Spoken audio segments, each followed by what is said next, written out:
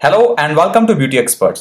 दोस्तों, आज के वीडियो जानना आपके लिए बहुत जरूरी है क्योंकि अगर आप बेटनोवेट एन क्रीम को यूज करते हैं या आप यूज करने का सोच रहे हैं या आप में से ऐसे बहुत से लोग होंगे जिन्होंने इसको साल डेढ़ साल से यूज किया होगा पर आपको इसके कुछ साइड इफेक्ट्स हो गए हैं, तो आज मैं इसमें आपको साइड इफेक्ट्स का सोल्यूशन बताऊंगा कि आप इस बेटनोवेट एन क्रीम को यूज करना कैसे छोड़ सकते हैं।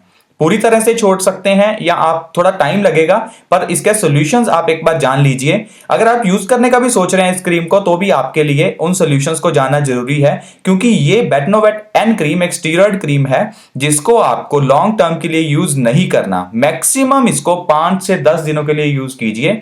और बहुत से ऐसे लोग हैं जो उसको फेयरनेस के लिए यूज करते हैं और लॉन्ग टर्म के लिए यूज करते हैं, तो उनको बहुत सी इचिंग की प्रॉब्लम, रेडनेस की प्रॉब्लम और उनके फेस पर या उनकी स्किन पर हेयर ग्रोथ जो है बढ़ जाती है। ये सारी प्रॉब्लम्स होती हैं।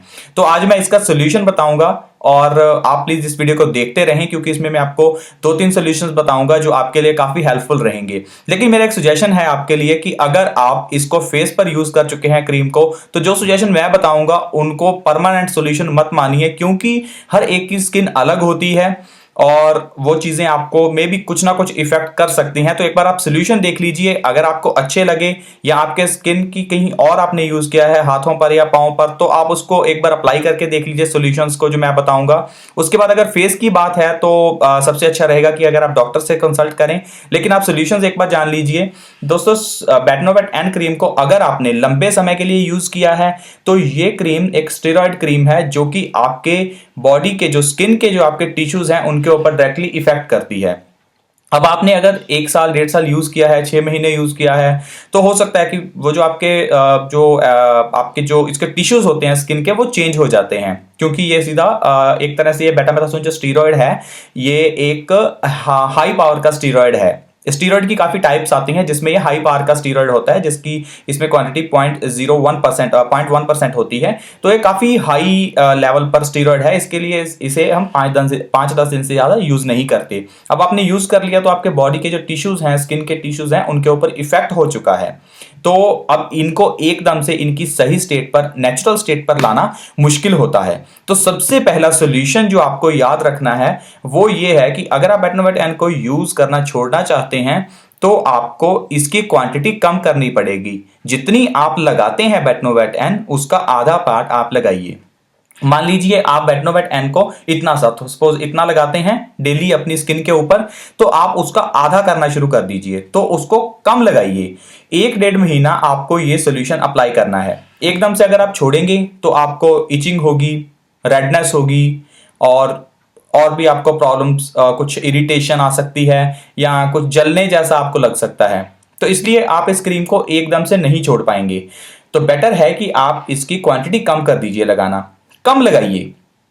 1-1.5 महीना आप इस तरह से चलिए और उसके बाद आपको जो सेकंड सॉल्यूशन अप्लाई करना है वो है कि बेटनोवेट एन जो स्टीरॉयड क्रीम है इसको किसी मॉइस्चराइजिंग जो क्रीम होती है उसके अंदर लगाकर, मॉइस्चराइजिंग क्रीम के साथ इसको लगाना है, मिक्स करना है और उसके बाद इसको यूज कीजिए। अब मॉइस्चराइजिंग क्रीम में अगर आप मार्केट में जाएंगे तो इसको एमोलिएंट क्रीम भी कहते हैं। एमो जेंटल एमोलिएंट क्रीम आप कह सकते हैं मॉइस्चराइजिंग क्रीम को, या सनस्क्रीन्स जो होती हैं वो भी आपका स्किन पर जो मॉइस्चर पैदा करती हैं। तो उन क्रीम्स को आपको यूज करना है। थोड़ा सा आपको इसका पार्ट लेना है बेटनोवेट एन का और थोड़ा सा मॉइस्चराइजिंग जो क्रीम है उसका। तो दोनों को मिक्स करके फिर आप 1-1.5 महीना अप्लाई कीजिए। उससे क्या होगा कि जो आपकी स्किन के ऊपर जो इसने इफेक्ट किया है उस इफेक्ट को ये कम करने की कोशिश करेगा।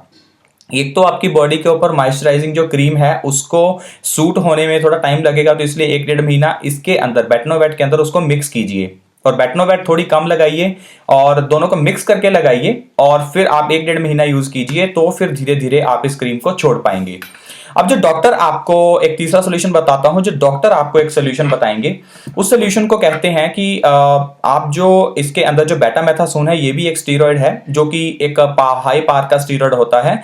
एक माइल्ड स्टीरॉयड्स आते हैं, तो एक ऐसी क्रीम्स आती हैं जिनको कहते हैं कि जिसमें अंदर बेटामेथासोन की जगह पर एक और स्टीरॉयड होता है जिसकी क्वांटिटी माइल्ड होती है। माइल्ड का मतलब क्वांटिटी कम होती है, सॉफ्ट होती है।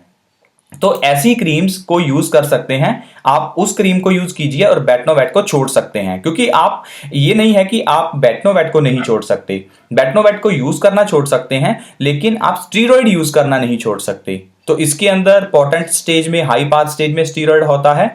तो अगर आप ऐसी क्रीम यूज करें जिसमें स्टीरॉयड माइल्ड स्टेज में होता है, माइल्ड होता है, कम होता है, उसको हाइड्रोकॉर्टिसोन कहते हैं। हाइड्रोकॉर्टिसोन होता है जो कि 1% आपको मिल जाएगा। बहुत सी क्रीम्स हैं, जैसे डर्माकोट क्रीम है।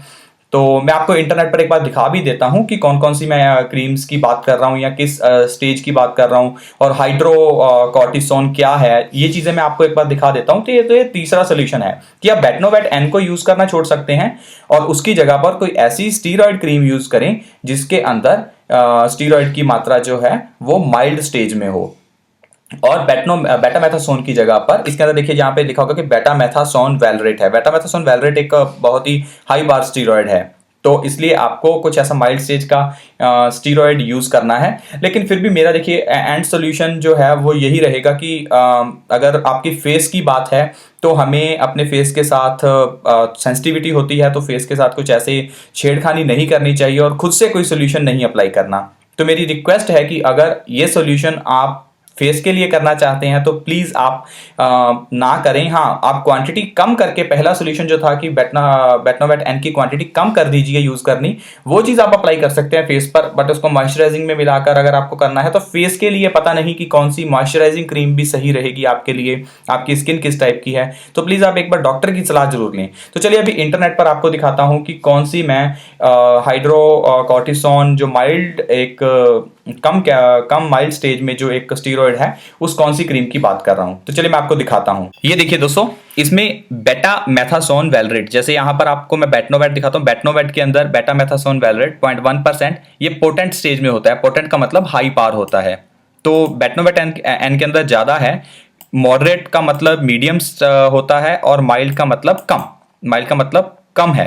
तो कम के अंदर आता है हाइड्रोकॉर्टिसोन जो कि 1% होता है कुछ क्रीम्स के अंदर। तो बेटनोवेट एन को छोड़कर माइल्ड स्टेज वाली जो हाइड्रोकॉर्टिसोन की जो एक क्रीम है उसको यूज करना है। हाइड्रोकॉर्टिसोन में जैसे एक ये क्रीम है डर्माकोट क्रीम।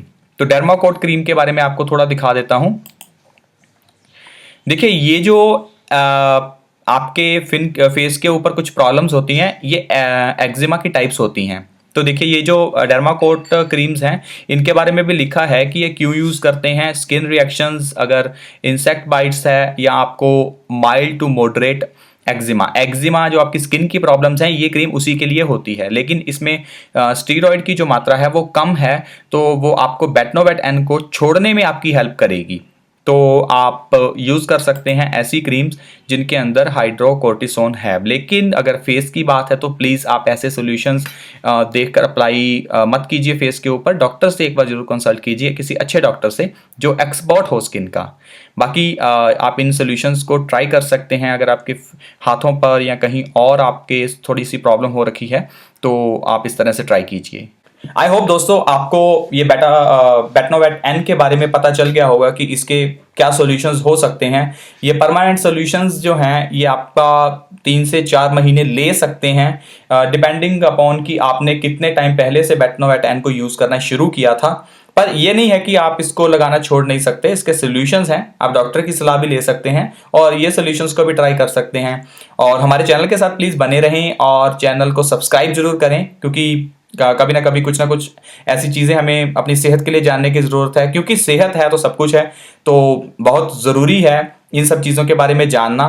तो चैनल को जरूर सब्सक्राइब कर लें, और अगर आपके लिए वीडियो हेल्पफुल रही तो प्लीज़ इस वीडियो को लाइक जरूर करें, दोस्तों के साथ शेयर करें ताकि उनका भी बेनिफिट हो। ये वीडियो देखने के लिए बहुत धन्यवाद। Thank you so much.